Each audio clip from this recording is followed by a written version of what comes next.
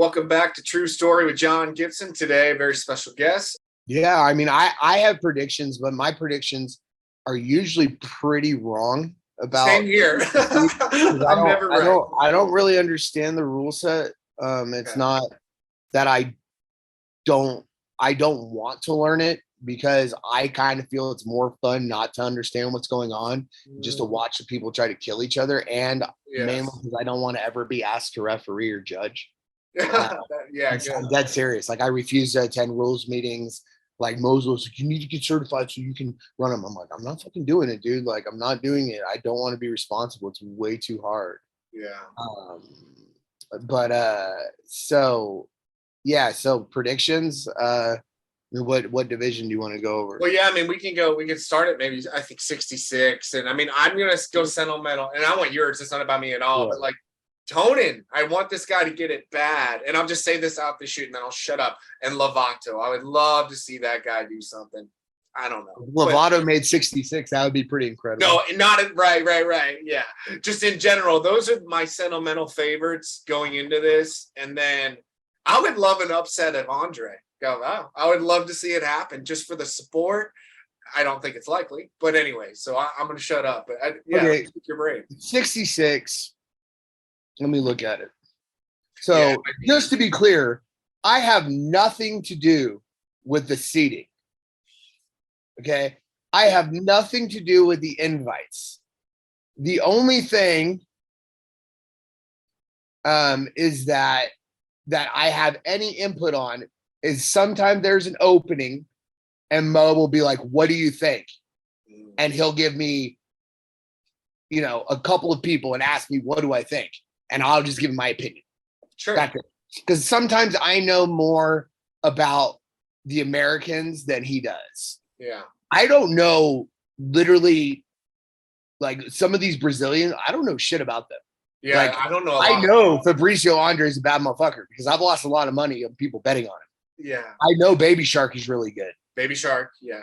I know him. I know Ashley Williams is good. I know Wano. I know these guys are good. But I personally, they've never fought on my show, so I don't know them. Yeah, same. So it's like, I'm biased as fuck. That's why I have nothing to do with any of it. If I was going to say, I mean, my pick is not, it doesn't make sense. I mean, I don't even know if he's going to be seated in the top 10, to be honest with you. I think Josh Cisneros is going to win the entire thing. God, cool. I think Josh Cisneros is going to win. I think Cole Abate is going to get second, and I think Gary Tonin is going to get third. And there's a good chance that not one person I just said is going to make the podium. No, I get it. Totally. And like I said, like, literally, Cisneros has like been a star for me since he was a purple belt. Cole's been a star for me since he was an orange belt. I don't think it's his time. I think he needs one more. I think he needs to go through this first, but I think he'll make it to day 2. Yeah. I do think he'll make it to day 2. And I think he can either make the finals or I think he'll end up fighting Gary in the semifinal. And I think Josh will end up fighting Kennedy in the semifinal. And Josh has already beaten him once on my stage handily. And once he lost to him, he was beating him. So the way I see it, I would say, I think, those are my final 4. It's so hard though, because like, there's a few people I can look at and be like, no, they don't have a chance. Mainly stylistically, but then, like I just said, Josh Cisneros, he's lost to Gabriel Souza multiple times. And I love Gabriel Souza. That kid's awesome. There's a good chance he wins. There's a good chance in that division that there's 10 different people that can win that division. Honestly, I'm just like literally going off who I want to win.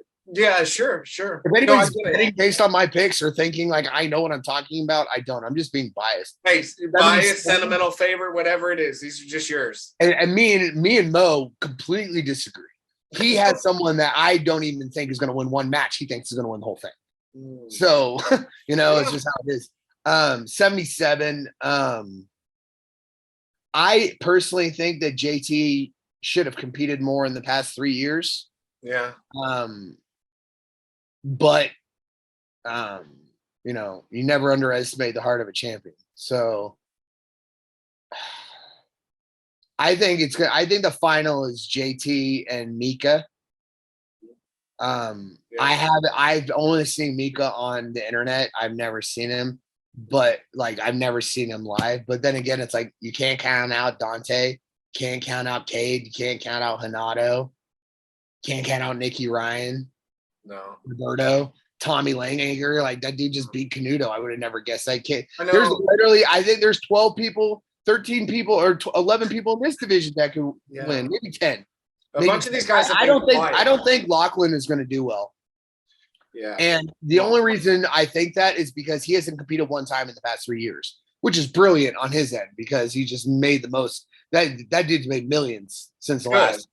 Great for him. Good. But I think the lack of activity is going to in this bracket. It's like, dude, like he's going to have to face. Even the lowest seeds in this bracket are going to be like PJ, Andy Varela. I don't know. Would you want to fight one of those motherfuckers in the? Never.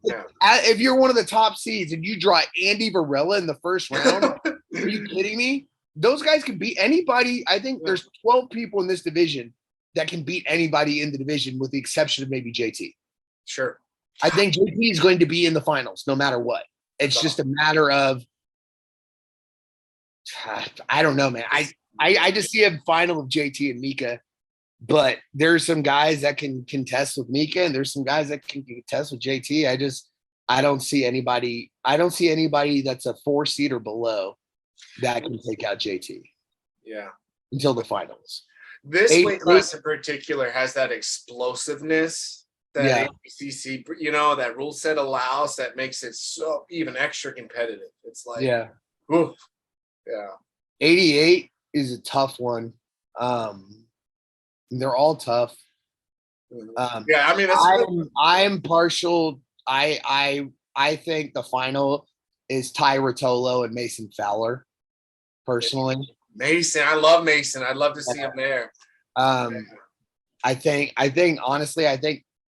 Mason wins this division. Whoa. I think Mason stayed the most competitive of everyone, with the exception of Ty, in this entire group. I think the lower seeds in this weight class are softer than all the other weight classes. I think a lot of people are going to go out pretty easily. I think Isaac Michelle, could be a surprise. Can't ever count out Wagner. The shitty thing for this division is that Hulk, Hinger, and Ty all have to fight in the first 2 rounds. Man, they're all friend, right? So that's tough because, if Hinger has to fight Rotolo, he helped train them. Yeah, they all know. Yeah, they're all he's going to be able to put him out. And it's his time. It's the youth and that's a tough one. But then I don't know if Ty can beat Hulk. I don't know. That one I think maybe the toughest matches they have, and then you got Wagner went up a weight class.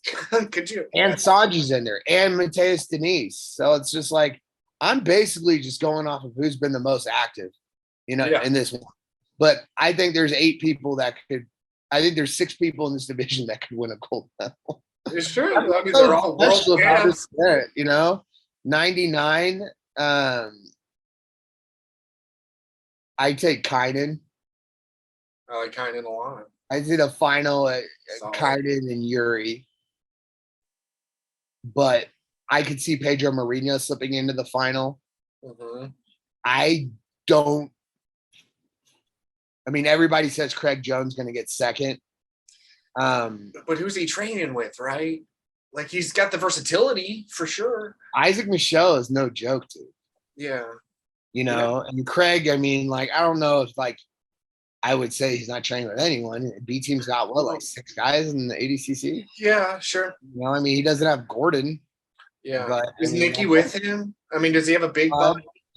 Nicky Rod's with him. Okay. J Rod's with him. Yeah. Craig's one of those guys where it's you look at him and it's hard to see him as winning this thing, mainly because he's gotten second so many times. Honestly. Right. Poor guy. I know. It's a joke. It's a joke. Everybody jokes about it, but Kynan's a champion, bro. Like Kainen's a winner. He's beast. Yeah. And he's won. He won last time. Yuri's won twice. Pedro Mourinho has beaten Craig basically with this rule set. Marigali is one that it's like, I don't know what the fuck to expect. And then Gordon's you got all up on him lately, and I don't know either. I watched his last match very closely and was like, like I didn't know what to read. I didn't know. But then he fought Lovato and handled him. Yeah. But where was Lovato's head at? That's the thing. Just had his baby. And Lovato is not. That's the thing about Lovato and Sanji is that I get it. They're older. There's a whole new wave of talent in this event, right? But no one's had more matches than Sanji ever in history, right? And people forget Lovato was literally Bellator champion like 2 years ago or 3 years ago. Yeah, seriously. Like beating top people. Yes. He beat Cyborg on my stage not too long ago. Wow. Gaudio is one that I don't know what to expect because I don't know if he's competed in the past 3 years. If he has, it hasn't been in America. I don't know. And then Paul Ardilla is one that could win the entire fucking thing. And no one's even thinking that except my roommate. My roommate Ed is like convinced Paul Ardilla is winning this thing. He called it at trials. That guy is fucking good, man. Interesting. Yeah. So I gotta check. I gotta watch more tape now. I'm on it. Or for tape. The thing that's so tricky about this, about all of these, plus Tractor is silver medalist. Luke Griffith is surprising. Bones, Kyle Bain. Yeah. There's 13. There's 12 guys in this division that I could see making the podium. Mm-hmm. Yeah. And the cool thing about this tournament, it's one of the bigger guys. It's still exciting. We're training, most jiu-jitsu, it's the other way around. The smaller guys, and then it kind of gets more boring throughout the night. This is like, you want to catch it all. Like, yeah, but that's not how it works. That's not how the divisions are laid out, though.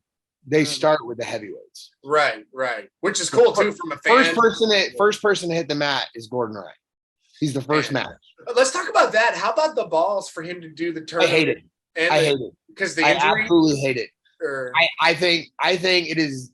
I don't think they should have allowed it. I think that I think that it takes away from the super fight, but I also think that it adds to Gordon's legacy, and he's chasing titles. He wants to be the greatest to ever do it and do things that no one else has ever done. 100%. So I'm not Gordon Ryan. And so as a promoter, I hate it. As a fan, I love it. Yeah. If he loses in the division, I think it's going to suck for me for the super fight because it just takes away the luster of that match if he loses. And I do think there's a good chance that he loses in the division. I think. God, could you imagine? I haven't even considered. I can imagine it. Yeah, I absolutely can. After watching him and Pena, I don't think it's Pena that beats him. I think Victor Hugo could beat him. I think Cyborg could beat him. Shit. He had that horrible match with Joao Gabriel Rocha where he got injured, but Gabriel Rocha has been injured a lot. I think the thing that benefit Vinny Magalhaes is the last guy to beat Gordon. Love Vinny. He's in the division. A lot of it's going to come up to the draw. The thing about this division is, and this is my guess, is that you have Gordon and Cyborg on one side. Cyborg could win this division. He is physically and mentally maybe the second strongest person in the division next to Gordon. Yeah. And with the chip on his shoulder from, all the hate he's received in the past 2 years, might have pushed him hard enough to go to that next level. Yeah. Just to give a good fuck you to everybody. Yeah. But he has to fight Roosevelt Souza in round 2. And that guy is a fucking monster. He's a beast. Yeah. Gordon has to fight Big Dan in round 2 if Big Dan can win. And I think Big Dan is going to wind up having to fight either Victor Hugo or Vinny Magalhaes in the first round. So after the first round, there's no gimmies for Gordon. Yeah. Every match is like a final. That is very much part of this year's story. You're right. Every single match is a final. And I think there's, I mean, if I was going to bet, I would never bet against Gordon. It just made it impossible. It's a bad bet. It's a bad bet to bet again. It doesn't make any sense because he always wins. Right. But I mean, he put himself in. I understand. It's murderer's row, dude. It's like the first two matches. You know, I don't. If I'm right, and Big Dan has to fight Victor Hugo or Vinny Magalhaes or Joao Gabriel Rocha, I don't think he gets past any of them. But that guy's really good too. He's really good. But any one of those three guys will put up a good challenge for Gordon. But the one that I think is the biggest challenge for Gordon in this tournament is Cyborg. I think this is going to be the biggest problem, you know, because he's a fucking monster, dude. He's a monster. Cyborg. And if he's pissed, say whatever you want about him, but motherfucker is savage as fuck. And yeah. When was the last time he lost? And he's not going to be intimidated by Gordon. Like, when was the last time he lost? He got heel hooked by Kynan, or he heel hooked Kynan? I don't remember. I don't remember how. I think I don't remember who won. Recent. I remember thinking he won because I remember thinking Cyborg. He lost to Pedro Mourinho at Nogi Worlds. But in that tournament, that's why I have a hard time saying Pedro wins, because in that tournament, in that rule set, Wagner would have beaten him at ADCC because Wagner was shooting. Pedro would latch on a guillotine. And I think it's the same thing he did to beat Cyborg, and they'd go out of bounds. But because he had the submission, even though it was after it was initiated by Wagner or Cyborg, then he got the advantage. I think. I don't know. I don't watch IBJJF. I think it's fucking dog shit. But I'm pretty sure that's how he won. Yeah. So I wouldn't put too much stock into that. But yeah, that matchup. Nicky Rod, I think. I don't know what to expect from Nicky Rod. He's been so. I like him a lot. I don't know what to expect. I think it's a lot about. Seems to work extremely hard, but he has not had good results since leaving the Death Squad.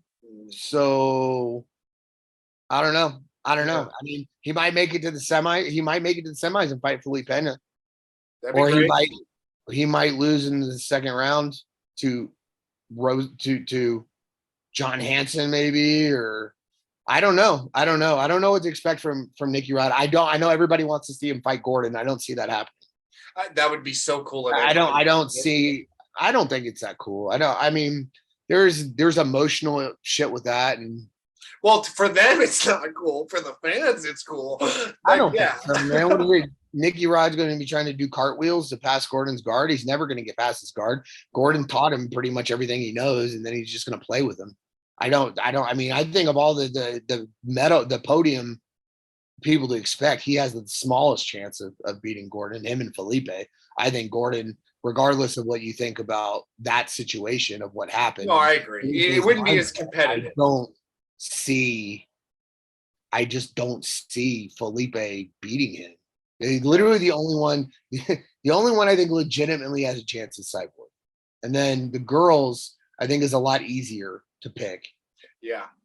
I think Fiona Davies wins this. Solid. I think Fiona. Fuck.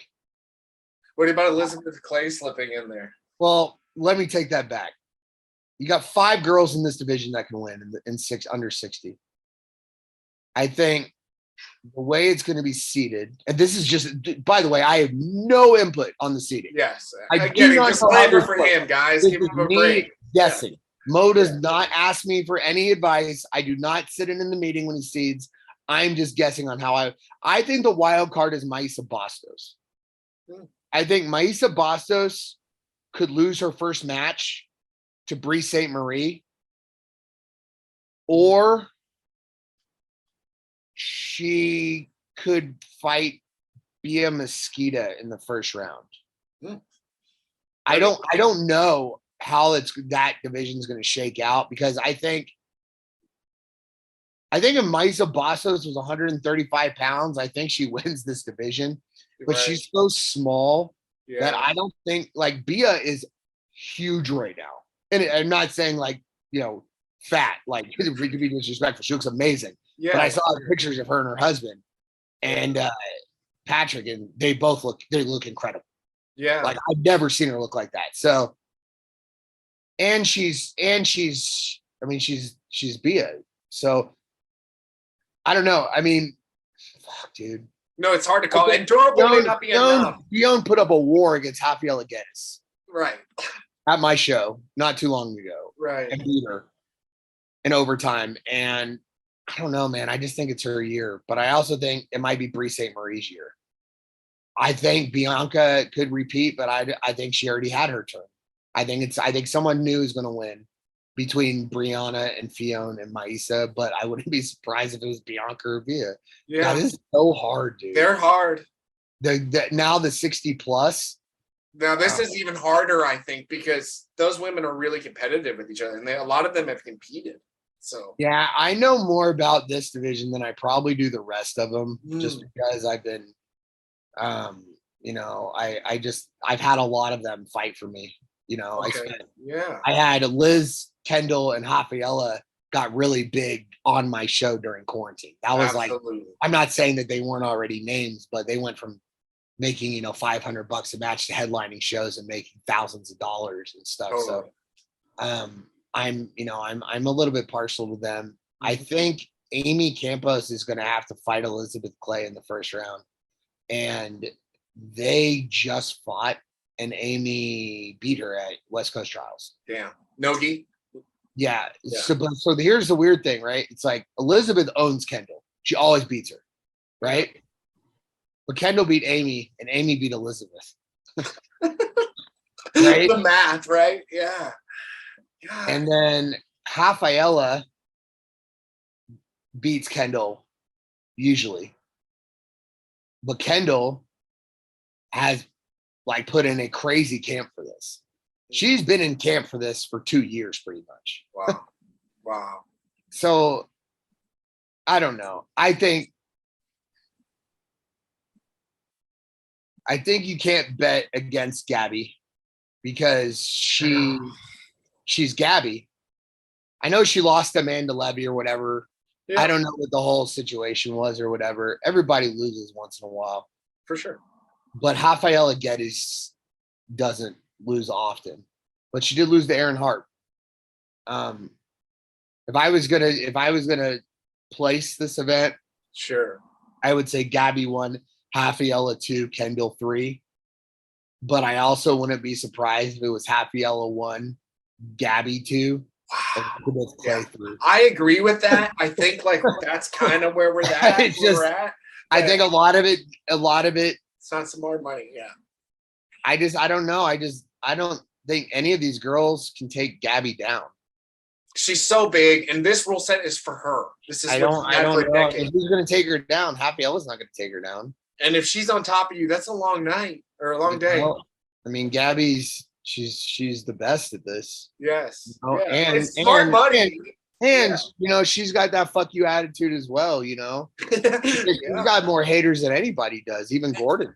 And you talk about a chip. If she comes in pissed off like a Cyborg or a Gordon, she might be pissed and ready to take what's hers. I think her first match will be pretty easy, and then just because of the size difference. And I don't know the girls. I don't know the girl from. I don't know these girls. One's from Australia. Yeah, I don't know that. Brazil. The other one is from Cyprus, I think. I don't even know what flag that is.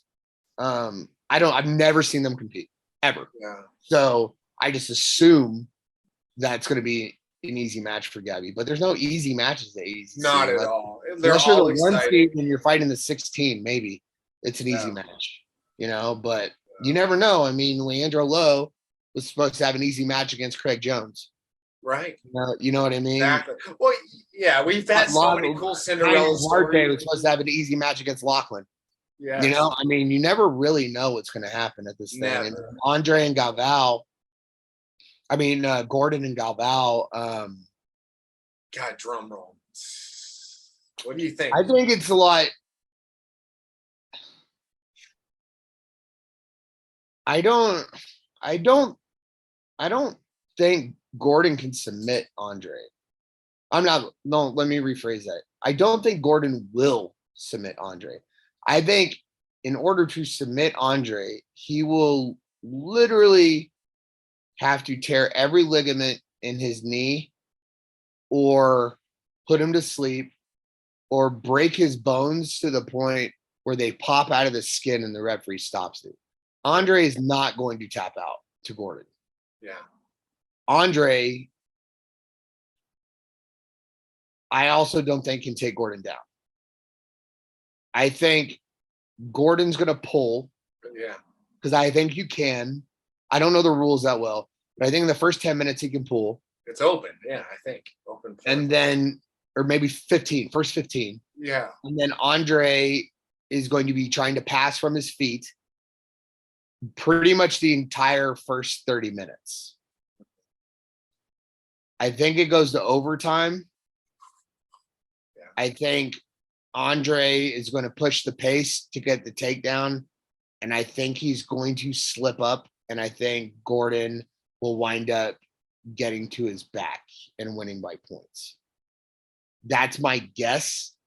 But I could definitely see Gordon getting some type of sweep in regulation.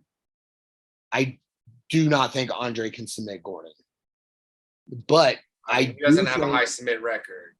But I do think in overtime, I think Andre could also maybe get a takedown and win.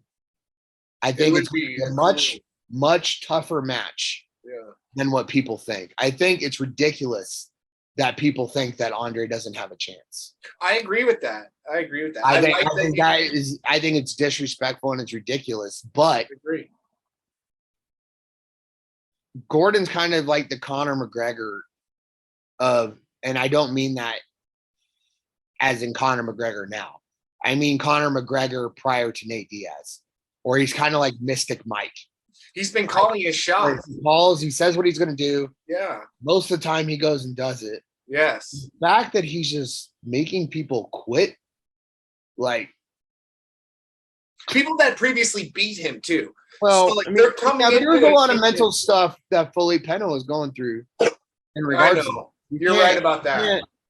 Like I lost people in the past couple of years that weren't my best friends, you know, but like what Felipe Pena and Buchecha like had to go through, like losing that's their, like, I know, I mean, a lot of people were like, oh, you know, I've missed him, blah, blah, blah. But like, those were his, like, that was like his blood, man. Yeah. He went out and fought anyways. Yeah.